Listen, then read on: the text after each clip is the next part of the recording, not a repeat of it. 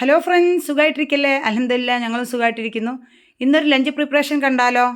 ഫിദു ദീപാവലിൻ്റെ അവധിക്ക് എറണാകുളത്ത് നിന്ന് വന്നിട്ടുണ്ട് കേട്ടോ. അപ്പം അവനുണ്ടാകുമ്പോഴാണ് അധികം എന്തെങ്കിലും സ്പെഷ്യൽ ഉണ്ടാക്കുക. ഇന്ന് ഫ്രൈഡ് റൈസും ഡ്രാഗൺ ചിക്കനും ഉണ്ടാക്കാൻ വിചാരിച്ചിരിക്കുന്നത്. ഫ്രൈഡ് റൈസിൻ്റെ റൈസ് ഇതാ തിളപ്പിച്ചൂറ്റിയെടുക്കാൻ വേണ്ടിയിട്ട് വെള്ളം വെച്ചിട്ടുണ്ട്. അതേ സമയത്ത് തന്നെ മസാല ഉണ്ടാക്കാനായിട്ട് ഒരു പാൻ അടുപ്പത്ത് വെച്ചിട്ട് അതിലേക്ക് ഓയിൽ ഒഴിച്ചിട്ട് ചിക്കൻ ഫ്രൈ ചെയ്യുന്നുണ്ട്. അപ്പോഴേക്ക് വെള്ളം തിളച്ചപ്പോൾ അതിൽ റൈസ് ഇട്ട് കൊടുത്തു. അപ്പോഴേക്ക് നമ്മുടെ ചിക്കനൊക്കെ നന്നായി വെന്തിട്ട് അതിലേക്ക് ഞാൻ എന്താ ബീൻസ് കട്ട് ചെയ്താണ് ഇട്ട് കൊടുക്കുന്നത്.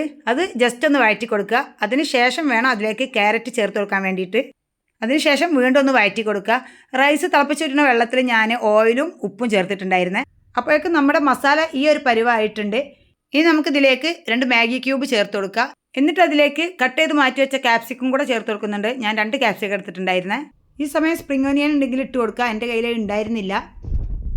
പിന്നെ ഒരു 2 ടീസ്പൂൺ കുരുമുളക് പൊടിയും കൂടെ ചേർത്തിട്ട് വീണ്ടും നന്നായിട്ടൊന്ന് വഴറ്റി കൊടുക്കുക.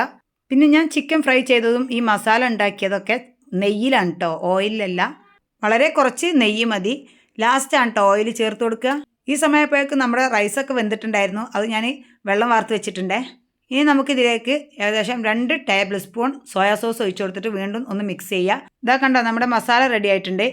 അതുപോലെ തന്നെ ഞാൻ 4 മുട്ട കുരുമുളകും ഉപ്പും ചേർത്തിട്ട് ഒന്ന് ചിക്കി പൊരിച്ചെടുത്തിട്ടുണ്ട്. ഇതാ നമ്മൾ വെള്ളം വാർത്ത് വെച്ച റൈസ് കുറേശ്ശായിട്ട് ഇതിലേക്ക് ഇട്ട് കൊടുക്കുക. പിന്നെ റൈസ് ഇപ്പോൾ ഒരു 3/4 വേവായിട്ടേ ഉള്ളൂ കേട്ടോ. ഞാൻ ആദ്യം കുറച്ച് റൈസ് ഇട്ടിട്ട് അത് നന്നായിട്ടൊന്ന് മിക്സാക്കി കൊടുക്കുന്നുണ്ട്. ഒന്നായിട്ട് റൈസ് ഇട്ട് മിക്സാക്കിയാലേ നമുക്ക് മിക്സാക്കി എടുക്കാൻ പ്രയാസമാവും. ഞാനിതാ ഇതുപോലെ കുറേശ്ശെ ഇട്ടിട്ടാണ് കേട്ടോ മിക്സാക്കി എടുക്കുക. നല്ലതുപോലെ മിക്സാക്കി എടുക്കുക.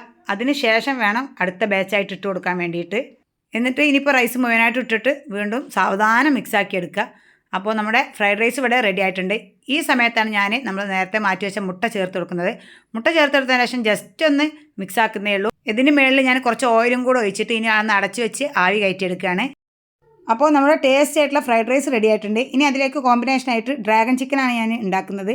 അതിനായിട്ട് ഞാൻ 1 കിലോ ചിക്കൻ എടുത്തിട്ട് അതിലേക്ക് ആവശ്യത്തിന് ഉപ്പും 1 ടേബിൾ സ്പൂൺ കുരുമുളക് പൊടിയും കൂടെ ചേർത്തതിൻ്റെ ശേഷം നന്നായിട്ടൊന്ന് കൈ വെച്ച് കുഴച്ചെടുക്കുന്നുണ്ട്. അതോടെ മാറ്റി വെക്കുക. ഇനിയിപ്പം ഒരു മാവ് റെഡിയാക്കണം. അതിനായിട്ട് ഏകദേശം ഞാൻ 2.5 കയ്യിൽ മൈദ എടുക്കുന്നുണ്ട് കേട്ടോ, മൈദപ്പൊടി എടുക്കുന്നുണ്ട്. എൻ്റെ കയ്യിൽ കയ്യിലായിരുന്നു, അപ്പോൾ ഞാൻ അതുകൊണ്ടാണ് അളന്നു. അതേപോലെ തന്നെ അതേ കയ്യിൽ 1 കയ്യിൽ കോൺഫ്ലവർ പൊടിയും കൂടെ ചേർത്ത് കൊടുക്കുക. നമ്മൾ മൈദ എടുക്കുന്നതിൻ്റെ നേർപകുതി കോൺഫ്ലവർ എടുത്താൽ മതിയേ. ഇനിയിപ്പോൾ ഇതിലേക്ക് ഏകദേശം ഒരു 3/4 ടീസ്പൂൺ കുരുമുളക് പൊടി ചേർത്തിട്ടുണ്ട്. കുറച്ച് ഉപ്പ്, നമ്മൾ ചിക്കനിൽ ഉപ്പ് ചേർത്തിട്ടുണ്ട്, അതുകൊണ്ട് തന്നെ വളരെ കുറച്ച് ഉപ്പ് ചേർത്താൽ മതിയാവും.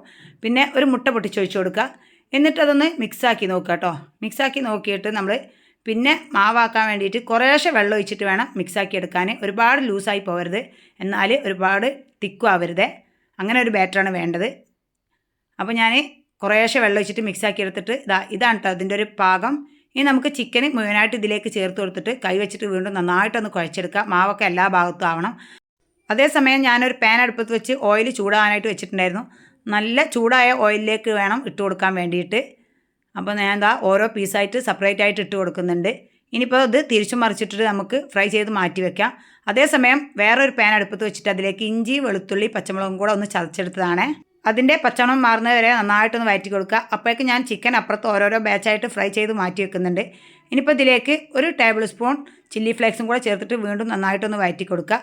അതിൻ്റെയും പച്ചമണം മാറിയതിന് ശേഷം വേണം ഞാൻ 3 സവാള എടുത്തിട്ടുണ്ടായിരുന്നു, അത് ചേർത്ത് കൊടുത്തിട്ടുണ്ട്. എൻ്റെ കയ്യിൽ ഒരു മീഡിയം വലിപ്പമുള്ള സവാളയായിരുന്നു കേട്ടോ. അത് വീണ്ടും നന്നായിട്ടൊന്ന് വഴറ്റി കൊടുക്കുക. ഒരുപാട് വഴറ്റണ്ടേ. ആ സമയം ഞാനത് കുറച്ച് ഉപ്പ് ചേർത്ത് കൊടുത്തിട്ടുണ്ടായിരുന്നു. നേരത്തെ മാവിൽ ഉപ്പ് ചേർത്തിട്ടുണ്ട്, ചിക്കനിലൊക്കെ ഉപ്പ് ചേർത്തിട്ടുണ്ട്.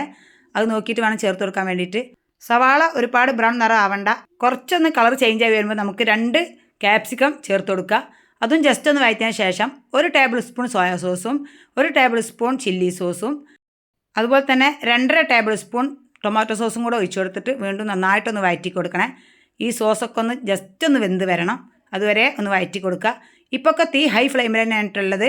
ഈ സമയത്ത് ഞാൻ 1 ടീസ്പൂൺ വിനാഗിരി ചേർത്തിട്ടുണ്ടായിരുന്നു. അതുപോലെ തന്നെ 1 ടേബിൾ സ്പൂൺ തേനും കൂടെ ചേർത്തിട്ടുണ്ട്. തേന് തികച്ചും ഓപ്ഷണലാണ്. ഇനിയിപ്പോൾ തേന് കയ്യിലില്ലെങ്കിൽ പഞ്ചസാര ചേർത്ത് കൊടുത്താലും മതിയാവേ. അതും കൂടെ ജസ്റ്റ് ഒന്ന് ഇളക്കിയതിന് ശേഷം ഞാനിതിലേക്ക് 1/2 ടീസ്പൂൺ കോൺഫ്ലവർ പൊടി കലക്കിയിട്ട് അതും കൂടെ ഒഴിച്ച് കൊടുത്ത് വീണ്ടും നന്നായിട്ടൊന്ന് ഇളക്കി യോജിപ്പിക്കുക. അതിനുശേഷം ചിക്കൻ ചേർത്ത് കൊടുക്കുകയാണ്. അപ്പോൾ ഞാനിതിൽ ചിക്കൻ ചേർത്തപ്പോൾ എനിക്ക് ഇളക്കാൻ പറ്റുന്നുണ്ടായിരുന്നില്ല.